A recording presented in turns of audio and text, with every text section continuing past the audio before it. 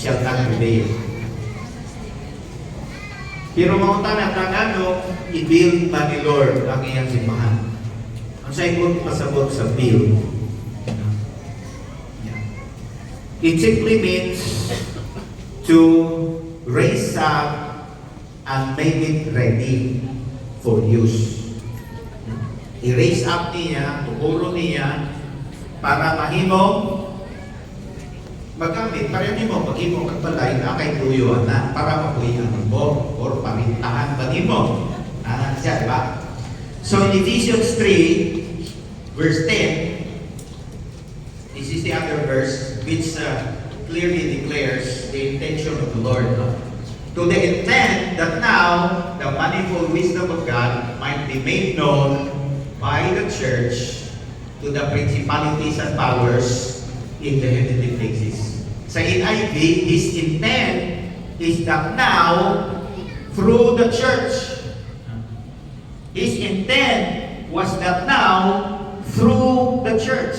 Say, through the church. Through the church. It's not church. Ikaw panawag ako. It is through you and me, through the church, the manifold wisdom of God should be made known to rulers and authorities in heavenly realms. Ganahan ko ani sa PPT kay sa PPT na kasi no. Basahin na ko para sa inyo ha. Ingon siya, the purpose of this was to unveil before every throne and rank of angelic orders in the heavenly realm God's full and diverse wisdom revealed through the church. Now, tanawa ang iyang side note. Hindi na siya side note. The church is the university of angels. University of angels. And every believer is a professor teaching the heavenly realm the mysteries and wonders of the grace of God. The angels investigate through our lives the treasures of grace. Grabe ni siya grabe ni siya pagmasaktan dahil di mo nga bigyan mo dahil yung kabasta-basta. Imagine mo ang mga anghel magtuon nga natin, no? Hala, ikaw ang professor nila. Diha sila makapauron sa ang grasya sa Diyos sa imong kinabuhi. Kami na?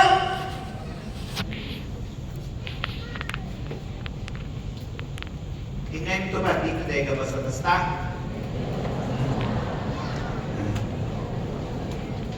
So, kani siya ang video, mahingo na ito nga marag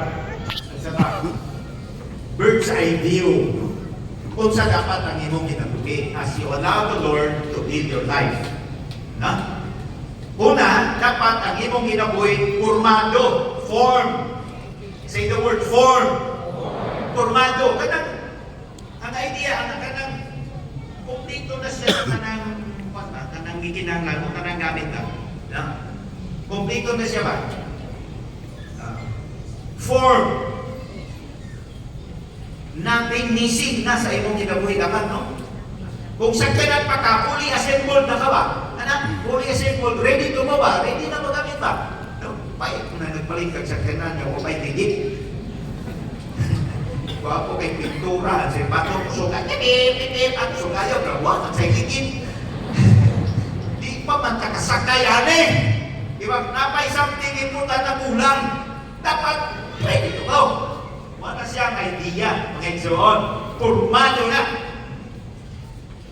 Kaya napay isang sa isip nga, word of form, no? Root word sa formation, no? Ang word of formation, ginagamit na sa mga sundalo. No? Dapat, pag sundalo ka, memorize nimo ang formation nimo o sa iyong mga kauban. Pag singgit sa leader, puluntong, humanda!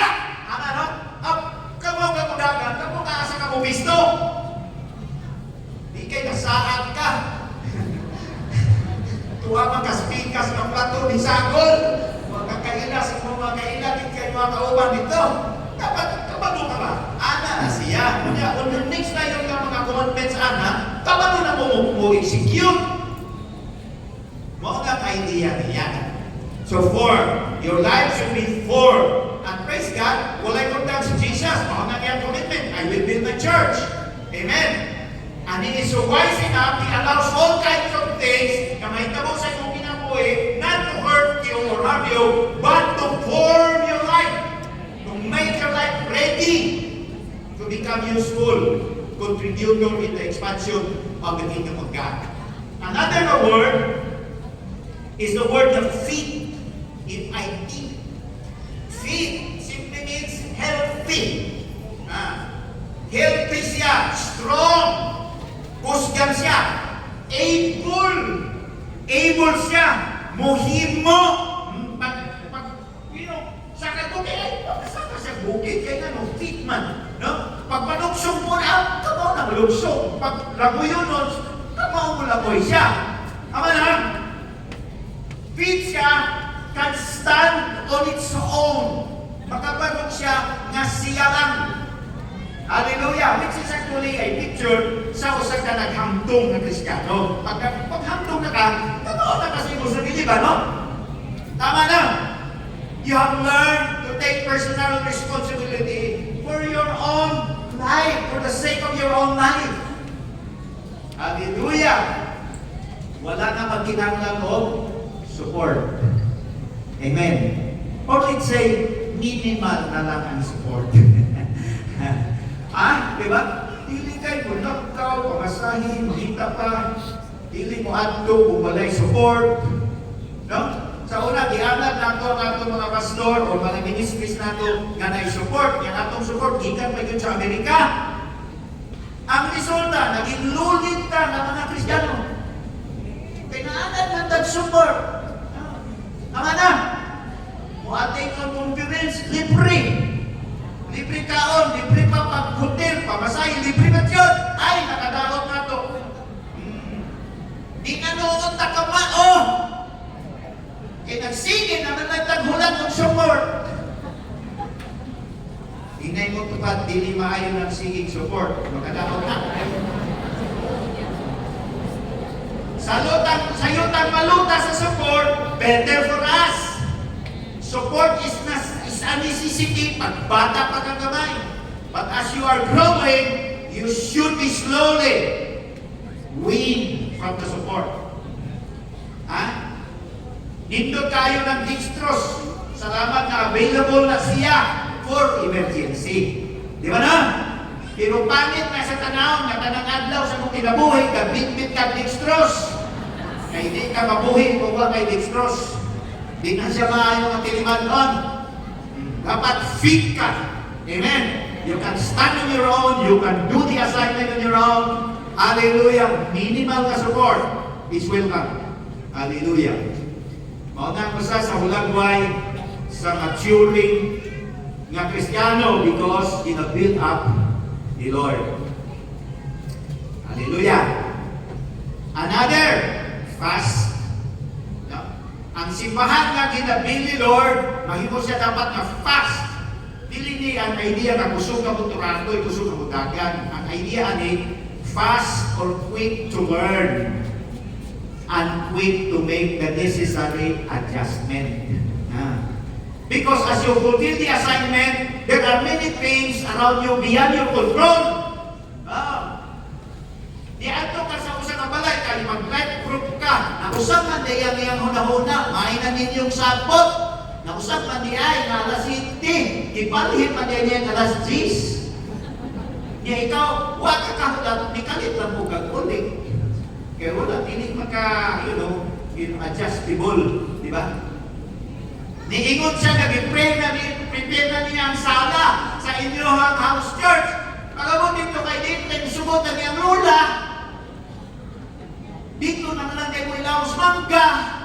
Kanya mong isip na fix naman na nasa sala, nasuko ka. Ay, nagimayo. You are not fast. Dapat fast ka. Kabalo ka mo adjust. Amen, ha? Sabi nga siya, dili na makapagkapito ni mo. Hallelujah? Ha? Nabanan ninyo nga idea? Sabi nga siya, for good or for bad, dili na makapito ni mo. Amen. Committed gihapon ka to live your Christian life following the example of Jesus, doing the works of Jesus. Kano? Fast learner man ka. Quick learner man ka. You don't lose your cool. Hallelujah. Amen. Amen. Dagan kayo mga Kristiyano ba? Kaya kayo makiktuhan sila sa mga hinanalig na pagkita ko sa ilang ituwid. No? Ang usana ka na magwaga kuya, kuwag lang ha, di waga kuya. Kaya po, saan-saan pa, ikaw lang hindi. Pagkaw si Mark, kaya itong saan-saan na pamanday dito kagok lain. Gising ang itong han.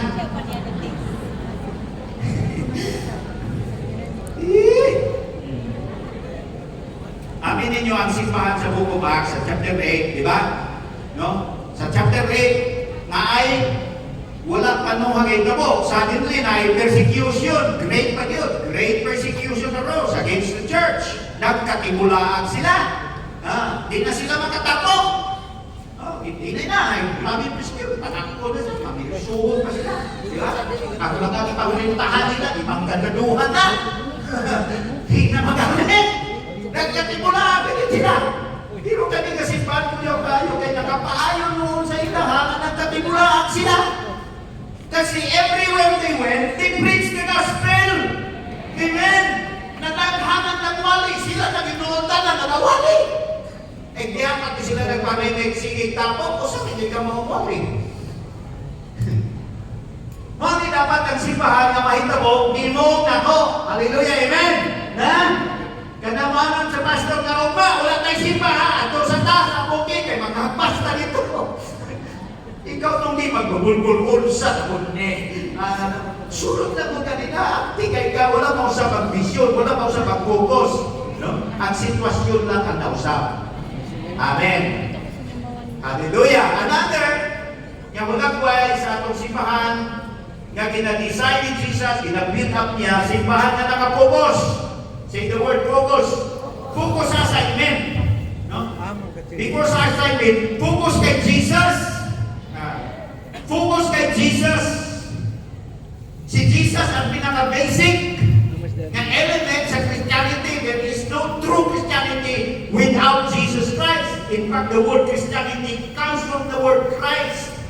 Indispensable si Jesus. Siya ang chief na cornerstone. If you talk about basic na Christianity, mauna siya when you live your life following the example of Jesus and you do the works of Jesus. Mauna siya ang summary sa iyong Christianity. Other than that, kurang-kurang na lang na siya. You realize that? Ha? Kurang-kurang na lang na siya. Hindi sa isisipin sa iyong pagkakristyano. Kung okay, kung wala. Okay ba sa? Ako na basta sa una. Ingon sila, in unit, in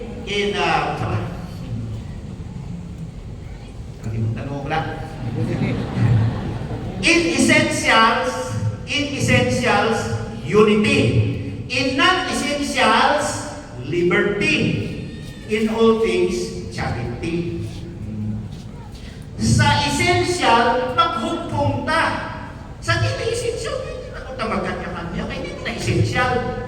Di ba no? Sa tanang magtapit, it's of love, it's of charity, it's of honor, it's of respect. Hindi na magsiging panaway kay lain na nilang ibuhat kay sa buha. Non-essential na na. Di ba? Anyway, ang sunod, field. Dapat ang simbahan pulpit puno. Ang tinuna na ang tao yung puno din sa pirmi. Kaya lang, lain-lain lang ang nakapuno sa kinabuhi sa tao. Nayuban puno sa pagdumot, nayuban puno sa kasuko, nayuban na puno sa utang. Nagkamuritsing ang kinabuhi tungkol sa utang, hindi pa matay. Pero gini siya, puno sa Holy Spirit, puno sa pulong. Kada siya kapagpupuno, ang ginahisgutan na ito. When we are talking about maturity, there can be no maturity apart from the Spirit of God and apart from the Word of God. Therefore, ikaw itong Kristiyano nga, hindi mo biyaan ang pagbasa sa pulong o ang pag-relate kay Holy Spirit sa tanang panahon sa iyong minabuhi. Imog yun na siya tagang ng pagtagal. Mahal mo mo, perme ang pulong sa Ginoo o ang presensya sa Espiritu. Now, we value ang input sa mga other men and women of God, no? Kinabalyo na ko na, mamagati nga nag-apit ng conferences because it is through these conferences and regional yung mga kapog na to at mga sectional na kapog na, manuka ng patato na lang kay Malo. But please remember, this should never take the place of your own personal na reading and study of God's Word. Amen, ha? Amen, ha?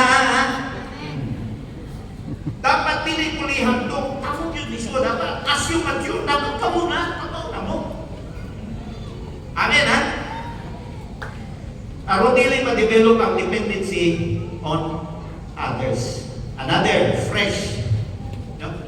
Importante ang freshness sa atong maturity, mga igsoon. No? Kasi pag dili presko ang atong ginabuhi, no? Tanawa rin ko sa literal, no? Kada adlaw nagaligo ba yata? Tama, no? Unsay idea anak, anong kada adlaw din nagaligo? Presko. Ito presko. Kana ganigikan ta nagtrabaho ang naglawa pag huli na do, di po naman to, maligo mata, magilamos, trapo mata. Di mata kaapol, maligo, magikan ta sa kabagnutan. Pag di ta kaapol na matulog, magikan ta sa kabagnutan. Presko, ano? Mutapat kami na, mutapat ka sa iyong asawa, wag kayo dito. Ipahawak mo tawag. Ipahaw, magagaglaw.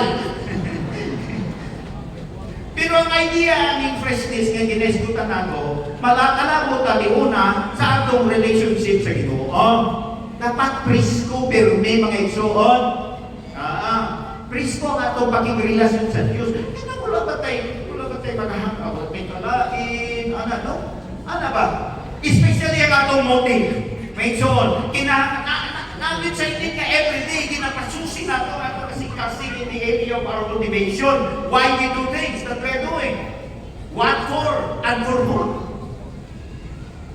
Those are some basic questions yung kinangay ni pangutanan ng sa atong kaugalingon everyday. Kanang mulakaw ta, ay mag-usap ba ta? Magwali, mag-life group. Ano mag-life group ko? Kaya ba sinunya ko ang katabantay, nasa kulang na o personal ni mo nga katuyuhan, ang ino mga lakaw, mga niya? Nasa kulang na personal nga katuyuhan, biglakaw ka. Gusto nga dahil di mo makusikat ka, nangampo kag masakit to, grabe ko di mo nun, ayuhan di mo, ano na kung iniman yung ginoo. Iyon mo naman dahil kagustuhan ng iaping ni Muriya. Sa kasusiyo na, perme. Malimbongod daw ang kasing-kasing nakasulat sa gulong sa Ginoo. Ako sa pana, no? Sa atong matagagawa kinabuhi, di man yun malikayan, magungkuling, no? Usahay, kuling na nahimo na ito, nag-mistake, no? Napandol ka, naligid ka, so nakabuling ka. Pero may uban ka, tungkol sa ilang kadang ka, nakulingan ka. Tama na ninyo?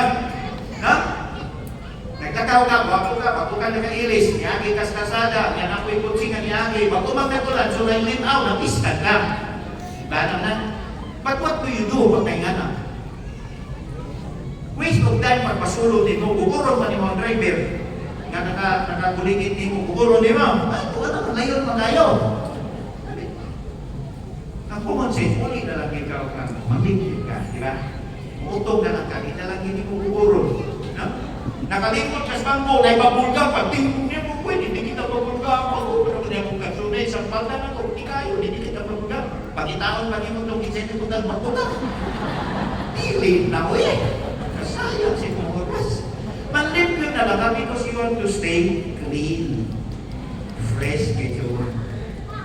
Mga ito, dili pabulga, maraming tumig sagot. Kaya nga ginagmay ng nalain, silo ka, wala niya gulo. Yang magpadayon mag-life group ka ako, naglagot ka, kalagot yung bago na apa, hulhul pa, yang tinlo ka kay mag-life group ka, nagot, maglimpyo po.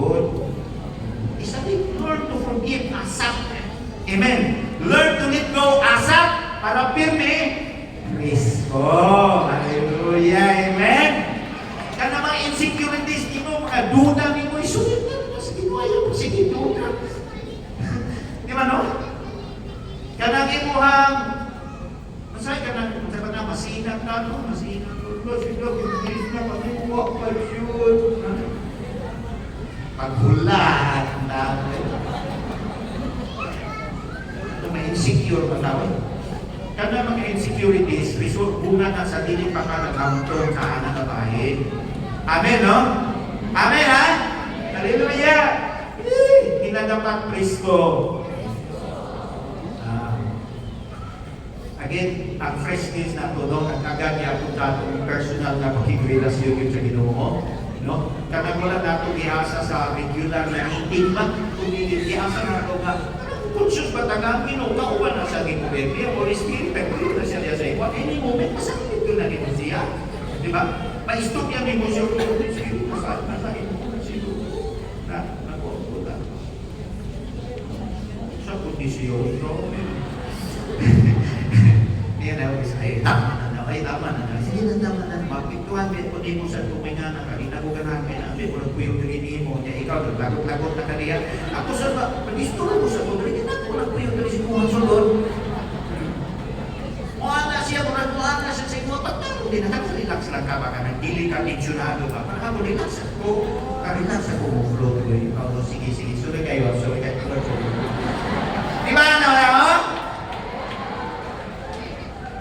kita na nag-aari yan, nabi ninyo kagulang. Kami mas tensionado yung tension lang. O stress lang, grabe. Kami po ninyong problema, nakapatong ko na rin mo.